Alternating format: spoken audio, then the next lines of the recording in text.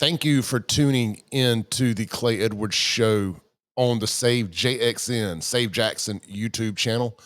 It's Father's Day 2024, June 16th. We've had some major updates to this Daniel Callihan murder. He's the guy that kidnapped the 4 and 6-year-old sisters out of Louisiana after murdering their mother. Came up here to Jackson, murdered the 4-year-old girl before being arrested by multiple agencies over in South Jackson on Boozer Lane. There's now been another suspect, a female arrested, Victoria Cox, 32 years old, was arrested at the Oyo Hotel, that's OYO, and she has also been charged with capital murder. We've got several videos to play for you here. I'm gonna give my commentary on them. We have an interview with the sister. We've got a big segment right here. And then I've discovered some very important information about the family's criminal history, including Daniel's criminal history. His father murdered a girl, broke out of prison, kidnapped another girl before eventually committing suicide instead of going back to jail. We've got it all right here. Give me the next 15 minutes or so of your time. Let's start with WLBT and a quick recap and some information on the Victoria Cox girl and her charges. With breaking news. More new developments in that breaking news we first brought you yesterday. The alleged accomplice who was with the man accused of killing a mother and her daughter is now behind bars. Yeah, Victoria Cox is her name, and she is now charged with capital murder. Now, here's the 32-year-old Cox escorted out of the Jackson Police Department in handcuffs. She's now being taken to the Hinds County Detention Center in Raymond. Daniel Wayne Callihan is a prime suspect who is also charged with capital murder in the death of a 4-year-old. Callihan is held in Rankin County right now. Now, our Quentin Smith has been following this story for us. He joins us live from JPD. And actually, this is a live look right now of Callihan. We're gonna, after this, we'll play the full version of this where he admits to the crime and says he deserves the death penalty. This is kind of an edited down version. This is Daniel Callihan, the suspect, being walked at Jackson Police Headquarters. Do you regret what you did? Apparently he's being brought back from the Rankin County holding facility to Jackson Police Headquarters. I would imagine for additional questioning. We're going to find out. Agreed to not fight it, speedy trial, and the death chamber, whatever it is. Do you hope for the death penalty? For what I did, lethal injection is the easiest thing for me. Are you pretending to be crazy? No, I'm not pretending to be crazy. Look me up in Region 8. Borderline multiple personality disorder. You know, so when I first saw this, I was like, hell yeah. But I think he is manipulating the system here. I think he is pretending to be crazy. I don't doubt that he was in Region 8, but I do think he's pretending to be crazy. And after hearing his sister's commentary, which we'll get to in just a second, I think you'll agree too. Keep in mind, he blames this on the side effects of a SSRI med called Lexapro. You can do a quick Google search and look at all of the negative side effects to Lexapro, and all of the mass shooters over the last 10 or 15 years at schools and other public forums, all of those people have been on some type of SSRI med similar to a Lexapro and Zoloft. And there we are hearing directly from Callihan, who is talking about what he says are known mental health issues that he has. Quentin Smith has been following this story for us. Quentin, what can you tell us about what you've learned today?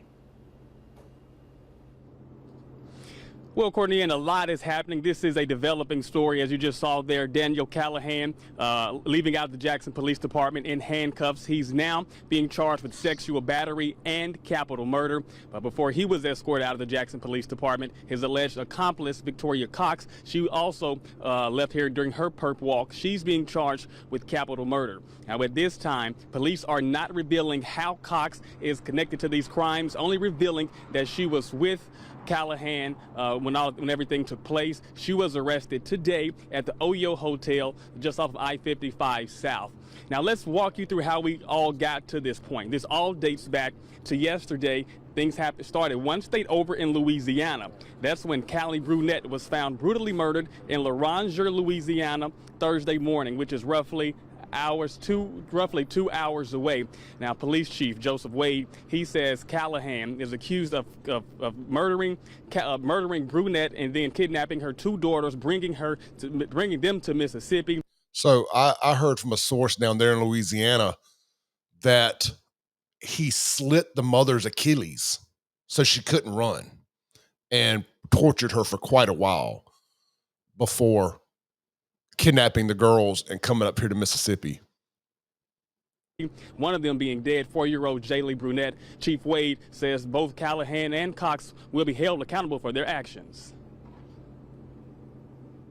When you talk about injury, hurt, harm to children, when you talk about taking kids across state lines, when you're talking about killing their mother to kidnap them, I don't know how much more heinous it could get.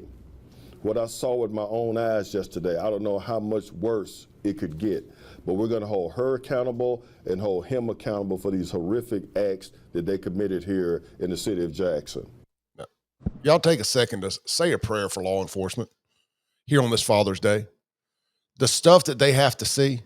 Some of you may not like cops. Some of you may not like the way cops interact with you. You don't like getting emasculated by cops.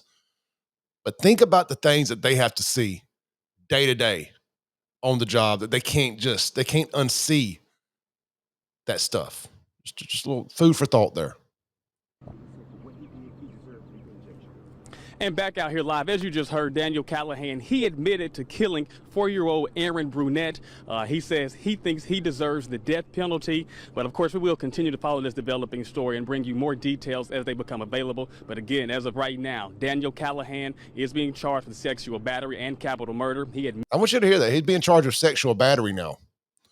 So I'm assuming that's after they did the medical evaluation of either the girl that's alive, the 6-year-old, Jalie, or the 4-year-old Erin that died.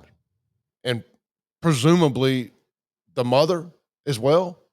I don't know. I'm sure he was strung out on meth, which is an absolute evil drug. He says he wasn't, nothing but Lexapro. I do believe the Lexapro, but I do not believe that he wasn't also strung out on dope.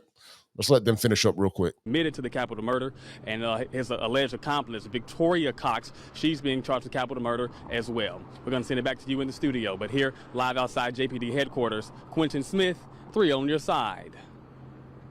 See if they get anything We've else learned to say. the FBI is now leading this investigation. The agency saying it will use all tools at its disposal to this investigation, including victim services personnel who are working closely with the supervisors, or the survivors, that is, of this unspeakable tragedy. All right, so the FBI has taken over the lead investigation on this thing, for better or for worse. So that's good to know. Frankly, I'm surprised it took them this long to say it. Crossing state lines, everything. This needs to be federal. I definitely think this needs to be federal, especially if the human trafficking rumors are true. I'm telling you, there's all kind of stuff that I've heard. I would love to be able to tell you all about it, but I don't want to put it out there and it not be true. So we're going to let this sort through. I was comfortable telling you about the mother's Achilles being cut to keep her from running. I think that's relevant. Now let's go. I hate to copy content too much. I made a video yesterday of him being perp walked. We'll get to that towards the end. Now let's play his sister. This is Dixie. It's his half sister. I shared her Facebook post yesterday. Let's see here. I shared her Facebook post yesterday, and she was just broken up, devastated about this. And she kind of repeats that here. This is from WLBT. This is, what is her name? Dixie Hemphill. This is Daniel Callihan's half-sister, Dixie Hemphill, speaking out about her mentally deranged brother. Because I really tried to help him. Dixie Hemphill says Daniel Callihan is her half-brother. Callihan confessed to reporters Friday after kidnapping 2 Louisiana children, eventually killing the youngest child. He's also accused of killing the girl's mother, Callie Brunett, earlier that week in Loranger, Louisiana. I had actually found out earlier that morning, whenever I had got on Facebook, it was the first thing I had seen was that Callie had been murdered and her kids were missing. After seeing that post, Hemphill recalled a message she received from her brother. I had received messages off of Callie's Facebook the day prior, that night prior in the middle of the night, saying that it was an emergency, and he called me like 13 times off her messenger. He was asking for like money, but he wanted me to call, not text. She claims Callie and her brother dated on and off for a few years. She decided to call police in Louisiana to report her brother's possible involvement. So that's a big thing there. They did not randomly meet on the internet as we may have originally thought. They did date on and off for a couple years.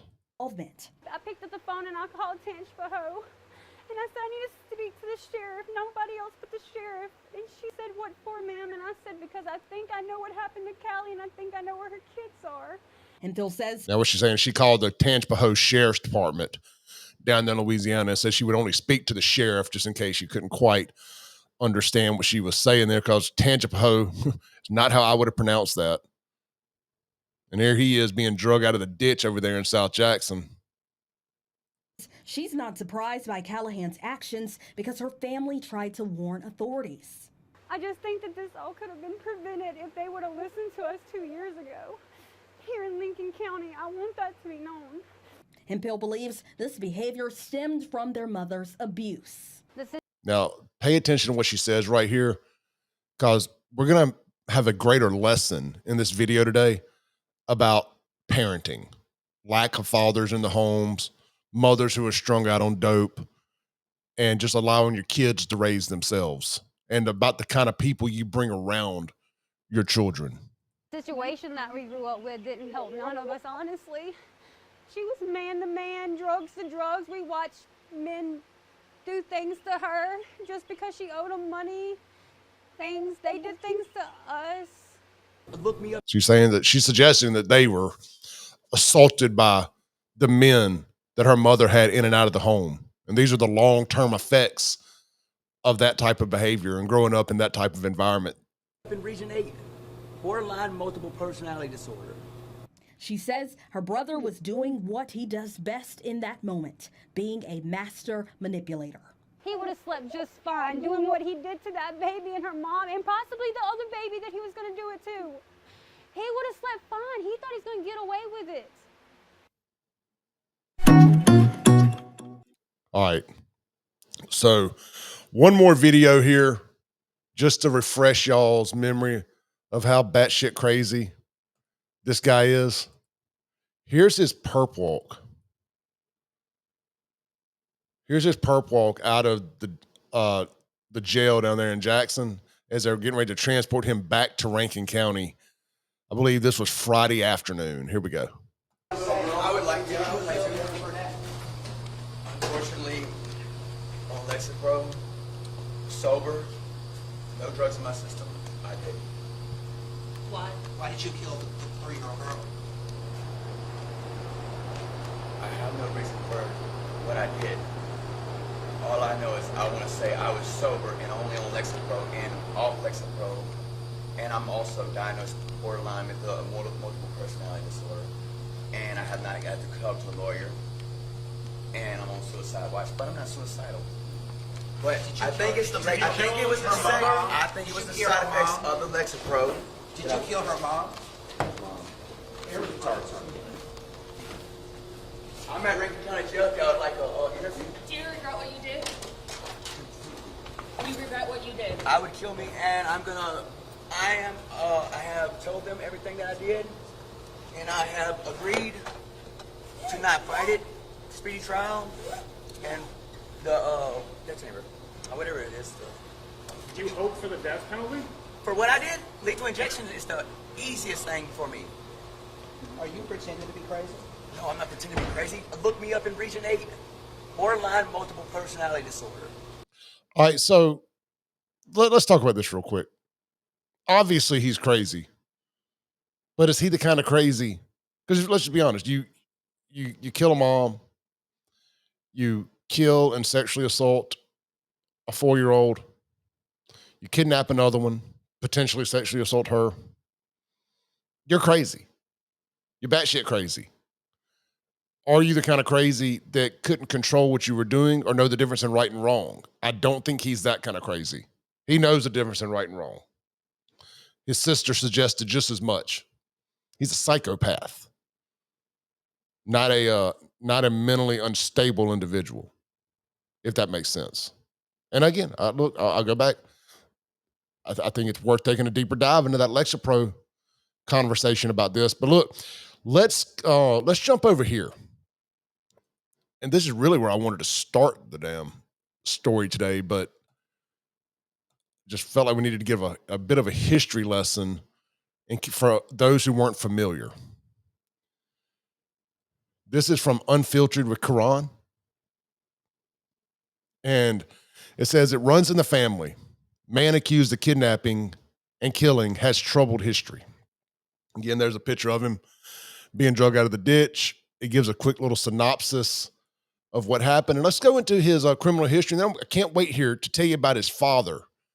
And I think this is such an important piece to this puzzle between the mother being a drug addict and having men and drugs in and out of her life and sexually assaulting her or trading out sexual favors for drugs, her kids potentially being sexually assaulted by the men in her life, and the father having killed a woman.